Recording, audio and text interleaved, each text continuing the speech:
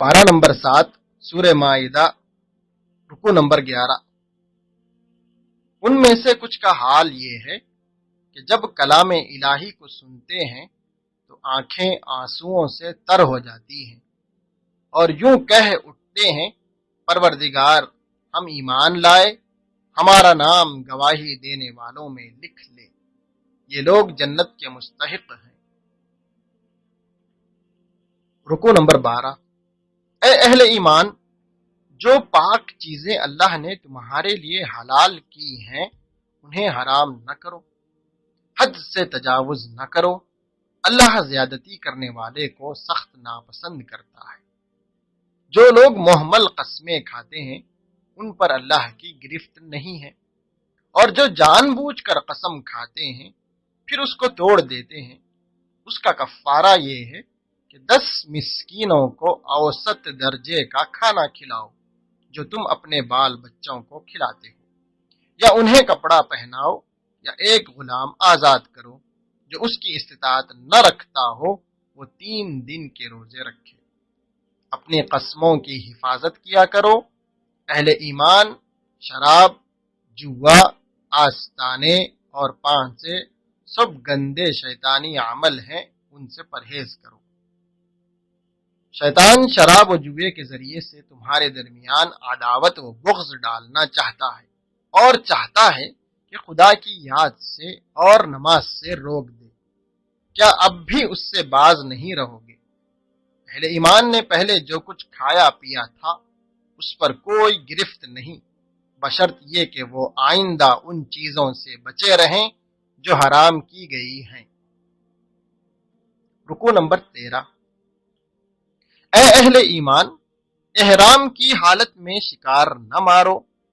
अगर तुमने जानबूझकर ऐसा किया तो अपने मवेशियों में से एक जानवर को अल्लाह की नजर करना पड़ेगा, नहीं तो चंद मिस्कीनों को खाना खिलाना होगा या उसके बकदर रोजे रखने होंगे। हाँ, तुम्हारे लिए समंदर का शिकार और उसका खाना हलाल कर दिया गया। खबरदार हो जाओ, अल्लाह सजा देने में भी सख्त है और उसके साथ साथ बहुत दरगुजर और रहम करने वाला भी है। रसूल पर तो सिर्फ पैगाम पहुंचा देने की जिम्मेदारी है, आगे तुम्हारे खुले और छुपे हालात का जानने वाला अल्लाह है। ऐ नबी, कह दो कि पाक और नापाक एकसा नहीं है, खाह नापाकी की बोहतात तुम्हें कितना ही फरेफ्ता करने वाली हो। रुकू नंबर 14। जब लोगों से कहा जाता है कि आओ उस कानून की तरफ जो अल्लाह ने नाजिल किया है, और आओ पैगंबर की तरफ, तो वो जवाब देते हैं कि हमारे लिए तो बस वही तरीका काफी है जिस पर हमने बाप दादा को पाया है। क्या ये बाप दादा ही की तकलीद किए चले जाएंगे, वो कुछ न जानते हों और सही रास्ते की उन्हें खबर ही ना हो। ऐ अहले ईमान, अपनी फिक्र करो, किसी दूसरे की गुमराही से तुम्हारा कुछ नहीं बिगड़ता। ऐ अहले ईमान, जब तुम में से किसी की मौत का वक्त आए और वो वसीयत कर रहा हो तो तुम्हारी जमात में से 2 साहिबे अदल आदमी गवाह बनाए जाएं। अगर सफर में हो, वहां मौत की मुसीबत पेश आए तो गैरों में ही से 2 गवाह लिए जाएं। मज़कूरा गवाही में शक हो तो गवाहों से मस्जिद में खुदा की कसम दिलवा कर गवाही की मजबूती का इकरार करवाएं। अगर पता चल जाए कि गवाहों ने गुनाह का इर्तिकाब किया है तो जिनकी हक तलफी हुई है उनमें से 2 गवाह खड़े हो जाएं और खुदा की कसम खाकर पहले वालों की गवाही को रद्द कर दें और बेलाग गवाही दें। रुकू नंबर 15। क़यामत में अल्लाह तमाम अंबिया को जमा करके पूछेगा कि तुम्हें क्या जवाब दिया गया। ईसा अलैहिस्सलाम को जो नेमतें और मोजिज़े दिए गए थे उनको याद दिलाकर उससे भी जवाब तलब किया जाएगा। ईसा अलैहिस्सलाम के हवारियों ने आसमान से दस्तरखान उतारने की मांग की थी। पहले तो ईसा नाराज हुए, मगर हवारियों ने कहा कि हम उस खान से खाना चाहते हैं ताकि हमारे दिल मुतमईन हो और हमें मालूम हो जाए कि आपने जो कुछ हमसे कहा था वो सच है। हज़रत ईसा अलैहिस्सलाम ने दुआ की। अल्लाह ने कहा, मैं उसको तुम पर नाजिल करूंगा مگر اس کے بعد تم میں سے جو بھی کفر کرے گا میں اسے ایسی سزا دوں گا جو دنیا میں کسی کو نہ دی گئی ہو۔ رکو نمبر 16۔ قیامت میں اللہ فرمائے گا کہ اے عیسیٰ، کیا تو نے لوگوں سے کہا تھا کہ خدا کے سوا مجھے اور میری ماں کو بھی خدا بنا لو؟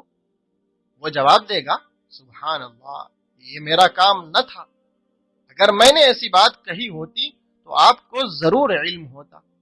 میں نے تو ان سے یہی کہا کہ اللہ کی بندگی کرو جو میرا رب بھی ہے اور تمہارا رب بھی۔ جب مجھے آپ نے واپس بلا لیا تو آپ ان پر نگران تھے، آپ انہیں سزا دیں تو وہ آپ کے بندے ہیں، اگر معاف کر دیں تو آپ غالب و دانا ہیں۔ اللہ فرمائے گا کہ آج کا دن تو وہ ہے جس میں سچوں کو ان کی سچائی نفع دیتی ہے۔ سورۃ الانعام، رکو نمبر 1۔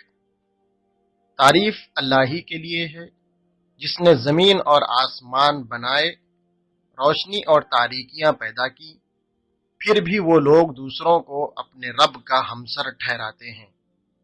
وہی ہے جس نے تم کو مٹی سے پیدا کیا، پھر تمہارے لیے زندگی کی ایک مدت مقرر کی اور ایک دوسری مدت اور بھی ہے جو اس کے پاس طے شدہ ہے۔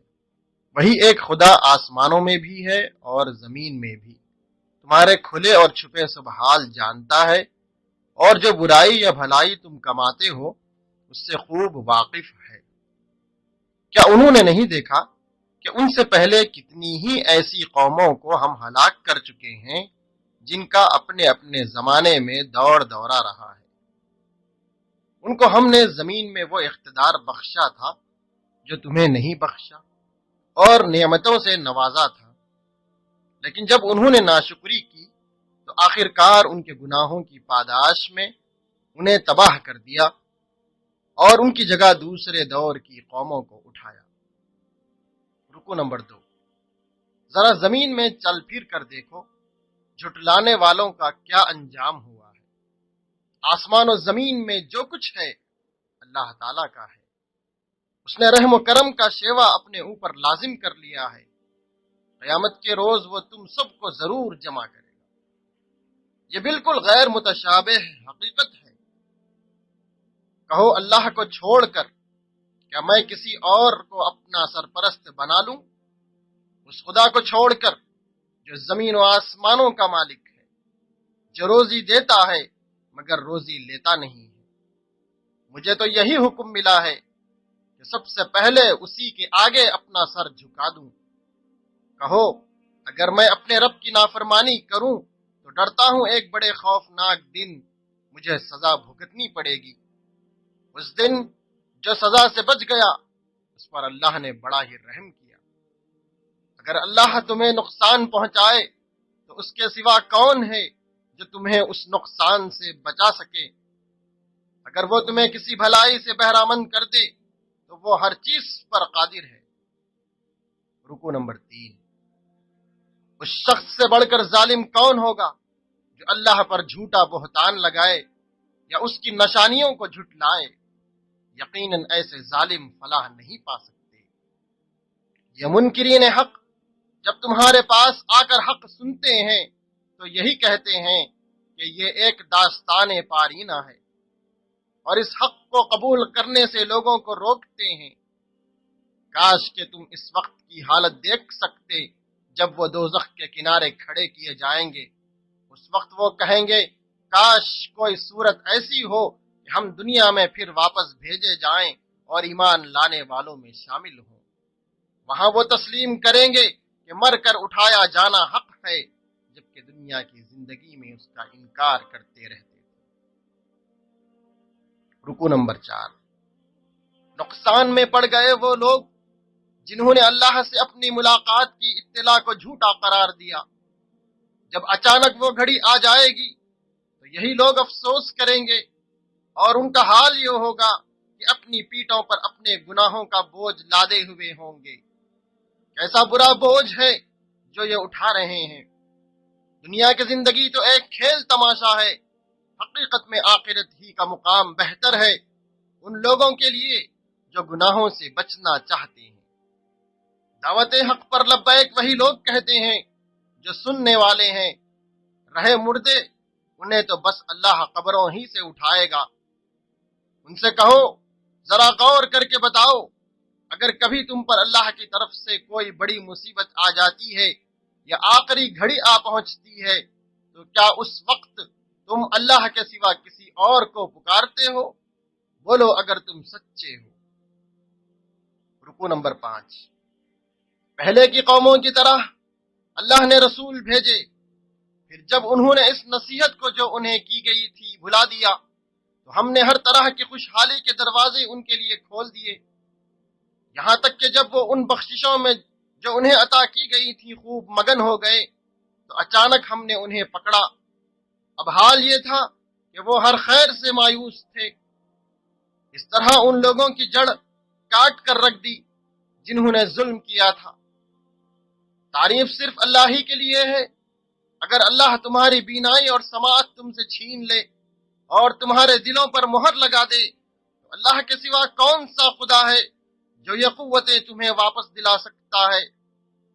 ہم رسولوں کو اسی لیے تو بھیجتے ہیں کہ وہ نیک کردار لوگوں کے لیے خوشخبری دینے والے اور بد کرداروں کو ڈرانے والے ہوں۔ پھر ان سے پوچھو کیا اندھا اور آنکھوں والا دونوں برابر ہو سکتے ہیں؟ رکوع نمبر 6۔ اے نبی صلی اللہ علیہ وسلم، تم اس وحی کے ذریعے ان لوگوں کو نصیحت کرو جو اس بات کا خوف رکھتے ہیں کہ اپنے رب کے سامنے کبھی اس حال میں پیش کیے جائیں گے کہ اس کے سوا وہاں کوئی ذی اقتدار نہ ہوگا جو ان کا حامی و مددگار ہو یا ان کی سفارش کرے۔ شاید کہ اس نصیحت سے وہ خدا ترسی کی روش اختیار کر لیں۔ جو لوگ اپنے رب کو رات دن پکارتے رہتے ہیں اور اس کی خوشنودی میں لگے ہوئے ہیں، انہیں اپنے سے دور نہ کیجیے۔ اللہ اپنے شکر گزار بندوں کو خوب جانتا ہے۔ اے نبی صلی اللہ علیہ وسلم، جو ہماری آیات پر ایمان لاتے ہیں ان سے کہو تم پر سلامتی ہو، تمہارے رب نے رحم و کرم کا شیوا اپنے اوپر لازم کر لیا ہے۔ اگر تم میں کوئی نادانی کے ساتھ کسی برائی کا ارتکاب کر بیٹھا ہو پھر اس کے بعد توبہ کرے اور اصلاح کر لے تو وہ اسے معاف کر دیتا ہے اور نرمی سے کام لیتا ہے۔ رکوع نمبر 7۔ اے نبی صلی اللہ علیہ وسلم، ان سے کہو کہ اگر تم لوگ اللہ کے سوا جن دوسروں کو پکارتے ہو ان کی بندگی کرنے سے مجھے منع کیا گیا ہے، کہو میں تمہاری خواہشات کی پیروی نہیں کروں گا۔ اگر میں نے ایسا کیا تو گمراہ ہو گیا اور راہ راست پانے والوں میں نہ رہا۔ اللہ ہی کے پاس غیب کی کنجیاں ہیں جنہیں اس کے سوا کوئی نہیں جانتا۔ بحر و بر میں جو کچھ ہے سب سے وہ واقف ہے۔ درخت سے گرنے والا کوئی پتا ایسا نہیں جس کا اسے علم نہ ہو۔ زمین کے تاریک پردوں میں کوئی دانہ ایسا نہیں جس سے وہ باخبر نہیں۔ خشک و تر سب کچھ ایک کھلی کتاب میں لکھا ہوا ہے۔ وہی ہے جو رات کو تمہاری روحیں قبض کرتا ہے اور دن کو جو کچھ تم کرتے ہو اسے جانتا ہے، پھر دوسرے روز اسی کاروبار کے عالم میں واپس بھیج دیتا ہے تاکہ زندگی کی مقررہ مدت پوری ہو۔ آخرکار اس کی طرف تمہاری واپسی ہے، پھر وہ تمہیں بتا دے گا کہ تم کیا کرتے رہے ہو۔ رکوع نمبر 8۔ اے نبی صلی اللہ علیہ وسلم، ان سے پوچھو کہ صحرا اور سمندر کی تاریکیوں میں کون تمہیں خطرات سے بچاتا ہے؟ کون ہے جس سے تم مصیبت کے وقت گڑ گڑا کر اور چپ کے دعائیں مانگتے ہو؟ کس سے کہتے ہو کہ اگر اس بلا سے اس نے ہم کو بچا لیا تو ہم ضرور شکر گزار ہوں گے؟ اللہ تمہیں اس سے اور ہر تکلیف سے نجات دیتا ہے، پھر تم دوسروں کو اس کا شریک ٹھہراتے ہو۔ وہ اس پر قادر ہے کہ تم پر کوئی عذاب اوپر سے نازل کر دے یا تمہارے قدموں کے نیچے سے برپا کر دے یا تمہیں گروہوں میں تقسیم کر کے ایک گروہ کو دوسرے گروہ کی طاقت کا مزہ چکھوا دے۔ چھوڑو ان لوگوں کو جنہوں نے اپنے دین کو کھیل اور تماشا بنا رکھا ہے، جنہیں دنیا کی زندگی فریب میں مبتلا کیے ہوئے ہے۔ ہاں، یہ قرآن سنا کر نصیحت اور تنبیہ کرتے رہو کہ کہیں کوئی شخص اپنے کرتوتوں کے وبال میں گرفتار نہ ہو جائے۔ رکوع نمبر 9۔ جو شخص راہ ہدایت پر نہ ہو اس کی مثال اس شخص کی سی ہے جسے شیطانوں نے صحرا میں بھٹکا دیا ہو اور وہ حیران اور سرگردہ پھر رہا ہو، جبکہ اس کے ساتھی پکار رہے ہوں کہ ادھر آ، یہ سیدھی راہ موجود ہے۔ کہو صحیح رہنمائی تو اللہ ہی کی رہنمائی ہے، اس کے آگے سر اطاعت خم کر دو، نماز قائم کرو، اس کی نافرمانی سے بچو، اسی کی طرف تم سمیٹے جاؤ گے۔ جب ابراہیم علیہ السلام نے تارا دیکھا، کہا یہ میرا رب ہے۔ جب وہ ڈوبا تو بولا ڈوب جانے والوں کا میں گرویدہ نہیں۔ پھر جب چاند چمکتا نظر آیا، کہا یہ میرا رب ہے۔ مگر جب وہ بھی ڈوبا، اس نے کہا میرے رب نے میری رہنمائی نہ کی ہوتی تو میں گمراہ ہو جاتا۔ پھر جب سورج کو روشن دیکھا تو کہا کہ یہ میرا رب ہے، یہ سب سے بڑا ہے۔ مگر جب وہ بھی ڈوب گیا تو ابراہیم پکار اٹھے کہ اے برادران قوم، میں ان سب سے بیزار ہوں جنہیں تم خدا کا شریک ٹھہراتے ہو۔ میں نے یکسو ہو کر اپنا رخ اس ہستی کی طرف کر لیا ہے جس نے زمین و آسمان کو پیدا کیا ہے، اور میں ہرگز شرک کرنے والوں میں سے نہیں ہوں۔ رکو نمبر 10۔ ہم نے ابراہیم علیہ السلام کو بلند مرتبہ عطا کیا، اس کی نسل میں بہت سارے انبیاء پیدا کیے، جن میں سے ہر ایک کو تمام دنیا والوں پر فضیلت دی۔ اللہ اپنی ہدایت سے اپنے بندوں میں سے جس کی چاہتا ہے رہنمائی کرتا ہے۔ اگر انہوں نے شرک کیا ہوتا تو ان کا سب کیا کرایا غارت ہو جاتا۔ اے نبی صلی اللہ علیہ وسلم، یہ وہ لوگ ہیں جو اللہ کی طرف سے ہدایت یافتہ تھے، انہی کے راستے پر تم چلو۔ یہ ایک عام نصیحت ہے دنیا والوں کے لیے۔ رکو نمبر 11۔ یہ کتاب جسے ہم نے نازل کیا ہے بڑی خیر و برکت والی ہے، اس چیز کی تصدیق کرتی ہے جو اس سے پہلے آئی تھی، اس لیے نازل کی گئی ہے کہ اس کے ذریعے سے تم بستیوں کے مرکز یعنی مکہ اور اس کے اطراف رہنے والوں کو متنبع کرو۔ اس شخص سے بڑھ کر ظالم کون ہوگا جو اللہ پر جھوٹا بہتان گھڑے؟ کاش تم ظالموں کو اس حالت میں دیکھ سکتے جب وہ سکرات موت میں ڈبکیاں کھا رہے ہوتے اور فرشتے ہاتھ بڑھا بڑھا کر کہہ رہے ہوتے لاؤ نکالو اپنی جان، آج تمہیں تمہاری ناحق باتوں کی پاداش میں ذلت کا عذاب دیا جائے گا۔ تم اللہ کی آیات کے مقابلے سرکشی دکھاتے تھے، اور اللہ ان سے کہے گا لو اب تم ویسے ہی تنے تنہا ہمارے سامنے حاضر ہو گئے جیسا ہم نے تمہیں پہلی مرتبہ اکیلا پیدا کیا تھا۔ جو کچھ ہم نے تمہیں دنیا میں دیا تھا وہ سب پیچھے چھوڑ آئے ہو، اور اب ہم تمہارے ساتھ تمہارے ان سفارشیوں کو بھی نہیں دیکھتے جن کے متعلق تم سمجھتے تھے کہ تمہارے کام بنانے میں ان کا بھی کچھ حصہ ہے۔ تمہارے آپس کے سارے رابطے ٹوٹ گئے اور وہ سب تم سے گم ہو گئے۔ رکو نمبر 12۔ دانے اور گٹلی پھاڑنے والا اللہ ہے، وہی ہے جس نے تمہارے لیے تاروں کو صحرا اور سمندر کی تاریکیوں میں راستہ معلوم کرنے کا ذریعہ بنا دیا۔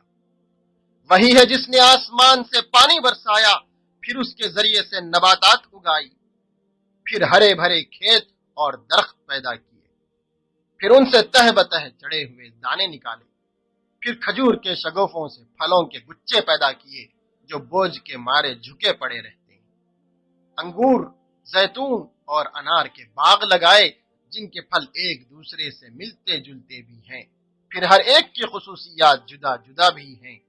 جب درخت پھیلتے ہیں اور پھل پکنے کی کیفیت پر غور کرو، ان چیزوں میں نشانیاں ہیں ان لوگوں کے لیے جو ایمان لاتے ہیں۔ پھر بھی لوگوں نے اللہ کے ساتھ شرک کیا۔ رکو نمبر 13۔ اللہ تعالیٰ کا کوئی بیٹا کیسے ہو سکتا ہے جبکہ اس کی کوئی شریک حیات ہی نہیں ہے؟ تمہارا رب ہر چیز کا خالق ہے، نگاہیں اس کو نہیں پا سکتی اور وہ نگاہوں کو پا لیتا ہے۔ دیکھو تمہارے پاس تمہارے رب کی طرف سے بصیرت کی روشنیاں آ گئی ہیں۔ اب جو بینائی سے کام لے گا اپنا ہی بھلا کرے گا، اور جو اندھا بنے گا خود نقصان اٹھائے گا۔ اے مسلمانوں، یہ لوگ اللہ کے سوا جن کو پکارتے ہیں انہیں گالیاں نہ دو، کہیں ایسا نہ ہو کہ یہ شرک سے آگے بڑھ کر جہالت کی بنا پر اللہ کو گالیاں دینے